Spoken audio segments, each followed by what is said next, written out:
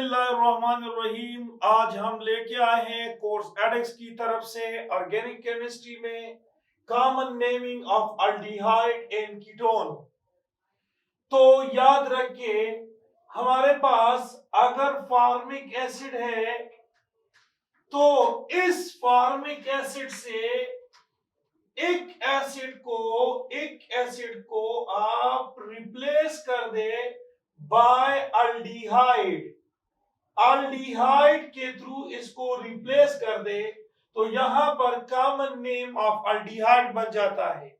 For example, अगर formic acid है तो यहां पर एक एसिड की जगह अल्डिहाइड लिखो और यहां से ऑक्सीजन रिमूव कर दो, तो जब आपके पास कार्बोऑक्सालिक एसिड से ऑक्सीजन रिमूव होता है तो रिडक्शन होता है, लेकिन अगर इसके साथ ऑक्सीजन मिलता है तो ऑक्सीडेशन होता है। और अल्डिहाइड की ऑक्सीडेशन से कार्बोऑक्सालिक एसिड और कार्बोऑक्सालिक के रिडक्शन से अल्डिहाइड बनता है।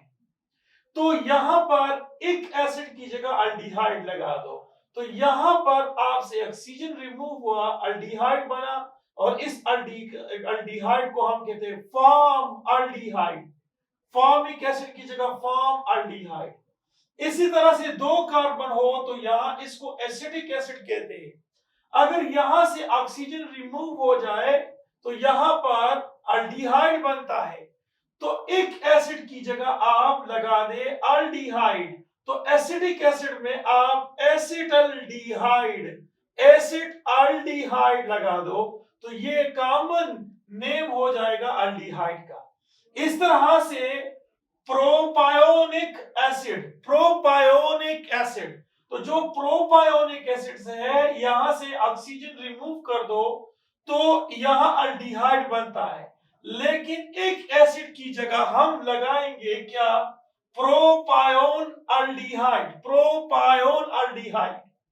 इस तरह से ब्यूटेरिक एसिड, तो ब्यूटेरिक एसिड से एक एसिड को रिमूव कर दो और यहां से ऑक्सीजन को भी रिमूव कर दो, तो यहां बन जाएगा ब्यूटाइल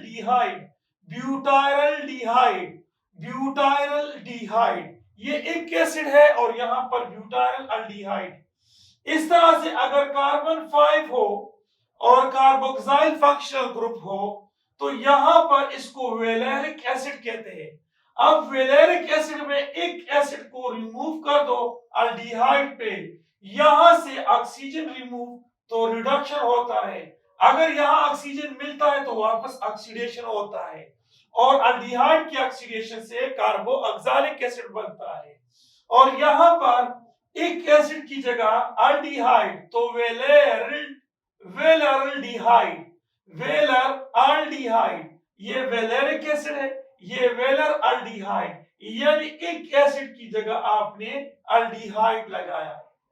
इस तरह से कोफ्लोरिक एसिड, अगर कार्बन 6 हो तो क्लोफ्लोरिक एसिड से यहां से ऑक्सीजन रिमूव कर दो, रिडक्शन होगा कोफ्लोरल्डिहाइड, यानी यहां एक एसिड की जगह आप अल्डिहाइड को ऐड कर दो।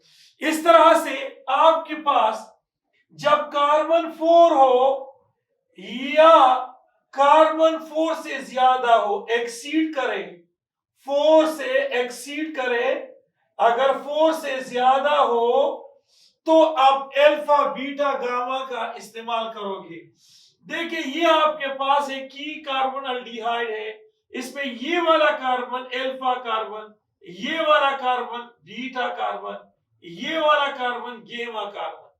चूंकि यहां ब्रांच मौजूद है, कहां पर ब्रांच मौजूद है, अल्फा कार्बन पे, तो इसका नाम होगा अल्फा मीथाइल। ये देखिए, अल्फा मीथाइल ब्यूटाइलडिहाइड, 1 2 3 4 ब्यूटाइलडिहाइड, अल्फा मीथाइल ब्यूटाइलडिहाइड। अब यहां देखिए, यहां पर आपके पास मिथाइल ग्रुप बीटा कार्बन, ये अल्फा कार्बन, ये बीटा, ये गामा, तो मिथाइल ग्रुप ये बीटा कार्बन पे मौजूद है, तो बीटा मिथाइल ब्यूटाइलडिहाइड।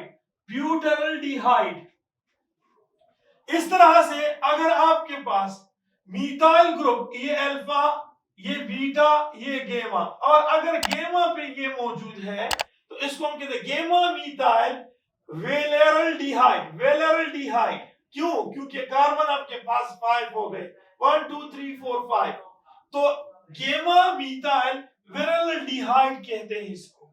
इस तरह से हमारे पास जो कीटोन का कॉमन नेम है, तो इसका कॉमन नेम बिल्कुल सिंपल है।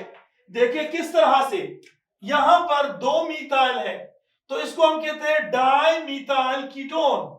Die methyl ketone. इस तरह से एक मीथाइल है और एक इथाइल है, तो मीथाइल इथाइल कीटोन या इथाइल मीथाइल कीटोन, ये कीटोन को आखिर में लिखोगे सफिक्स में।